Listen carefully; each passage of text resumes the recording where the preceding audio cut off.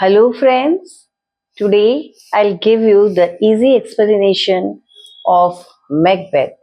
I'll give you the summary of Act 1, Scene 7. Act 1, Scene 7 is important because it shows the true color of Macbeth.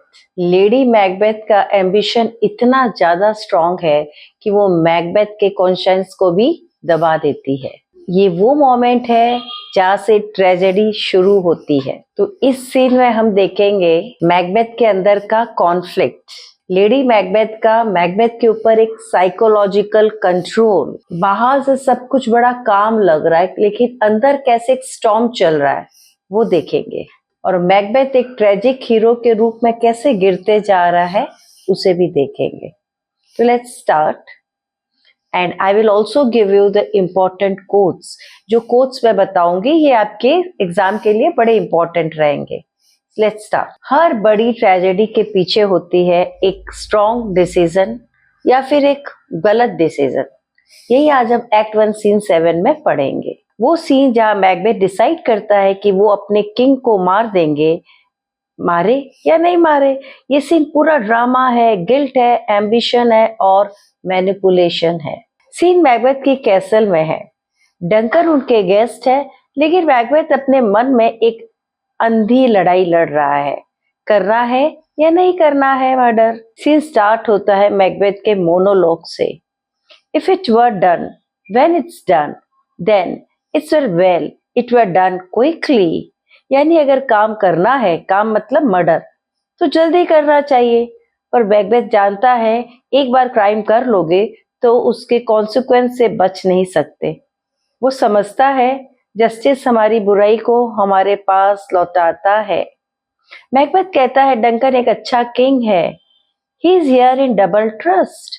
First as I am his kinsman and his subject, strong both against the deed. यानी Macbeth Duncan का relative भी है और subject भी। दोनों duty उसे रोक रहे हैं। वो जानता है डंकन इनोसेंट है और उसे किसी के साथ कभी गलत नहीं किया। मैकबेथ और डंकन्स गुडनेस कहते हैं कि besides this Duncan had borne his faculties so meek, hath been so clear in his great office। यानी डंकन ने अपनी पावर का मिसयूज कभी नहीं किया। उसकी काइंडनेस इतनी है कि उसकी डेथ हेवन के एंजल्स को भी रुला देगी। यहाँ मैकबेथ क्लियरली इमोशनल और गिल्टी फील करते हैं। जब लेडी मैकबेथ एंटर करती हैं, मैकबेथ कहते हैं कि वो प्लान कैंसिल कर रहे हैं। We will proceed no further in this business. लेकिन लेडी मैकबेथ उसे इंसल्ट करके, उसकी मैस्कुलिनिटी पर डाउट करके मैनिपुलेट करती है। वो कहती है अगर तुमने प्रॉमिस तोड़ दिया तो तुम मर्द नहीं रहे। उनके डायलॉग है when you durst do it then you were a man. यानी जब तुमने ये करने का सोचा था तब तुम मर्द थे, अब पीछे हट रहे हो। लेडी मैकबेथ का इमोशनल अटैक सक्सेसफुल होता है।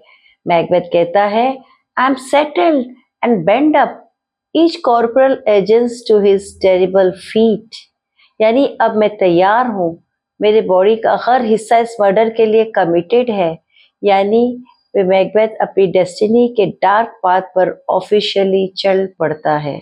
अगर आपको ये समरी यूजफुल लगे तो लाइक, शेयर और सब्सक्राइब जरूर करें और कमेंट में जरूर लिख के बताएं कि आपके हिसाब से कौन ज्यादा गिल्टी है, मैकबेथ और lady Macbeth. Till then bye bye, जय हिंद।